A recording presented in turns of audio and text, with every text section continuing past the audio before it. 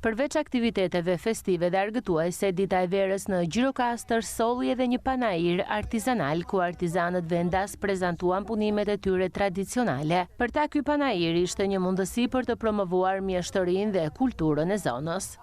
Dita e verës përfaqëson ardhjen e pranverës.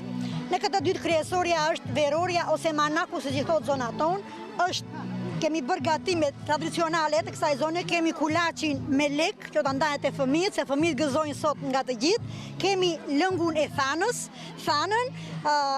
siç e thash në fillim, verorja përbet me dy lloj ngjyrash, e kuqe dhe e bardhë. E kuqja përfaqëson shëndetin, kurse e bardha prosperitetin.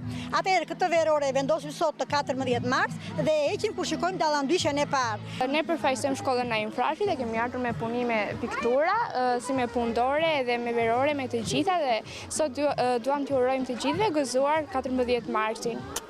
Sot këtu kemi ardhur për të reklamuar, për të treguar fëmijëve se çfarë kemi, si mjaltin, si produktet e tjera, si lotrat e ndryshme. Kjo është një mundësi shumë e mirë për të gjithë bizneset si punat tonë, të cilat duan të promovojnë produktet e tyre. Kam marrë pjesë në këtë ditë të verës si çdo vit, me brusilikët edhe me veroret të bëra vetë.